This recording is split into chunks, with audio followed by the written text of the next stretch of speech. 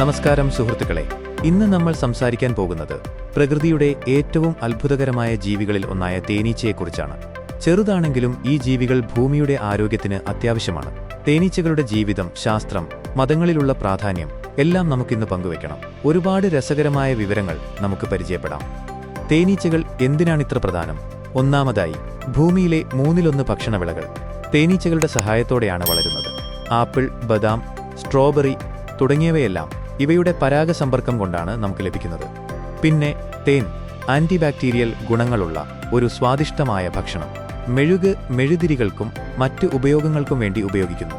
ലോകത്ത് ഏകദേശം 20,000 തേനീച്ച ഇനങ്ങളുണ്ട്. പക്ഷേ ഹണി ബീ എന്നറിയപ്പെടുന്ന 9 തരം മാത്രമാണ് തേൻ ഉണ്ടാക്കുന്നത്. അപ്പോൾ ഈ ചെറിയ ജീവികളുടെ വലിയ ലോകത്തേക്ക് നമുക്ക് കടക്കാം. ശാസ്ത്രീയമായ സവിശേഷതകൾ. തേനീച്ചകളുടെ സാമൂഹ്യ ജീവിതം ഒരു അത്ഭുതമാണ്. ഒരു തേനീച്ചക്കൂട്ടത്തിൽ 3 തരം തേനീച്ചകളുണ്ട്: രാജ്ഞി, പണിക്കർ, ഡ്രോൺ. രാജ്ഞി ഒരു കോളനിയിൽ ഒരെണ്ണം മാത്രമാണ്. അവൾ മുട്ടയിടുന്നതാണ് പ്രധാന ജോലി. ഒരു ദിവസം ഏകദേശം 2000 മുട്ടകൾ വരെയിട്ട് ഒരു കോളനിയെ മുഴുവൻ നിലനിർത്തുന്നത് ഈ രാജ്ഞിയാണ്. പണിക്കർ തേനീച്ചകൾ, വർക്കർ ബീസ് ആണ് യഥാർത്ഥ ജോലിക്കാർ. ഇവരാണ് കൂട് വൃത്തിയാക്കൽ, കുഞ്ഞുങ്ങളെ പരിപാലിക്കൽ, തേൻ ശേഖരിക്കൽ, കൂടിന് കാവൽ നിൽക്കൽ എന്നിവയെല്ലാം ചെയ്യുന്നത്. ഇവയ്ക്ക് പറക്കാൻ മാത്രമല്ല, കൃത്യമായി വിവരങ്ങൾ കൈമാറാനും അറിയാം. ഡ്രോൺ തേനീച്ചകൾ, ഡ്രോൺ ബീസ്. അവർക്ക് ഒരു ജോലി മാത്രമേ ഉള്ളൂ: രാജ്ഞിയുമായി സംഭോഗം. അതിനുശേഷം അവ മരിക്കും. ഒരു രസകരമായ കാര്യം പറയാം. തേനീച്ചകൾ വാഗിൾ ഡാൻസ് എന്ന് വിളിക്കുന്ന ഒരു നൃത്തം ചെയ്യും. ഒരു തേനീച്ച ഒരു പുതിയ പൂന്തോട്ടം കണ്ടെത്തിയാൽ അത് കൂട്ടിലേക്ക് തിരികെ വന്ന് ഒരു പ്രത്യേക രീതിയിൽ നൃത്തം ചെയ്യും. ഈ നൃത്തം ഉപയോഗിച്ച് അവർ മറ്റു തേനീച്ചകളോട് പൂവിന്റെ ലൊക്കേഷനും ദൂരവും ദിശയും കൃത്യമായി പറഞ്ഞുകൊടുക്കുന്നു. ഇത് ഒരു തരം GPS സിസ്റ്റം പോലെയാണ്. ഒരു തേനീച്ച ഒരു ദിവസം 5 മുതൽ 15 വരെ കിലോമീറ്റർ പറക്കും.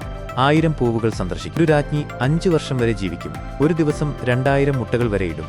പണിക്കർ തേനീച്ചകൾ 6 ആഴ്ച മാത്രം ജീവിക്കും. അവർ ജോലി ചെയ്ത് ശരിക്കും ക്ഷീണിച്ചു മരിക്കുന്നു. ഡ്രോൺ തേനീച്ചകൾ, അവർ സംഭോഗത്തിന് ശേഷം മരിക്കും.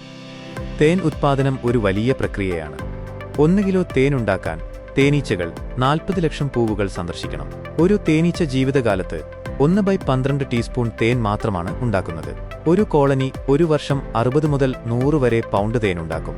തേൻ ആന്റിബാക്ടീരിയലാണ്. മുറിവുകൾക്ക് മരുന്നായി ഉപയോഗിക്കാം.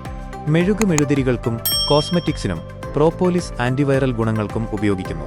തേനീച്ചകൾ പരാഗസമ്പർക്കം വഴി നമ്മുടെ ഭക്ഷണത്തിന്റെ 1/3 ഉറപ്പാക്കുന്നു.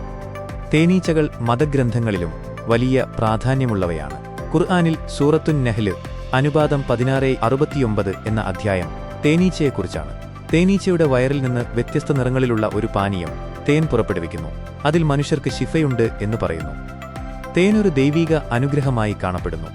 ക്രിസ്ത്യൻ, ജൂത മതങ്ങളിൽ ബൈബിളിൽ തേനൊഴുകുന്ന നാട് എന്ന് പറയുന്നു. ഇത് ദൈവത്തിന്റെ വാഗ്ദത്ത ഭൂമിയെ സൂചിപ്പിക്കുന്നു. യോഹന്നാൻ സ്നാപകൻ വന്യതേനും ലോക്കസ്റ്റും ഭക്ഷിച്ചിരുന്നു. തേൻ ശുദ്ധതയുടെയും ദൈവീക അനുഗ്രഹത്തിന്റെയും പ്രതീകമാണ്. ഹിന്ദുമതത്തിൽ മധു എന്ന വാക്ക് തേനിനെയും തേനീച്ചയെയും സൂചിപ്പിക്കുന്നു. ഭഗവത്ഗീതയിൽ മധുവിനെ ദൈവീക ശക്തിയുമായി ബന്ധപ്പെടുത്തുന്നു. കൃഷ്ണനും വിഷ്ണുവിനും തേനീച്ചകളുമായി ബന്ധമുണ്ട്. തേനീച്ചകൾ ശുദ്ധതയുടെയും കഠിനാധ്വാനത്തിന്റെയും പ്രതീകമായി കാണപ്പെടുന്നു. എല്ലാ മതങ്ങളിലും തേനീച്ചകൾ ശ്രമശീലം, സമൂഹജീവിതം, ദൈവിക സൃഷ്ടിയുടെ അത്ഭുതം എന്നിവയെ പ്രതിനിധീകരിക്കുന്നു. തേനീച്ചകൾ നമ്മെ പഠിപ്പിക്കുന്നത് ഒരുമിച്ച് പ്രവർത്തിക്കേണ്ടതിന്റെ പ്രാധാന്യമാണ്.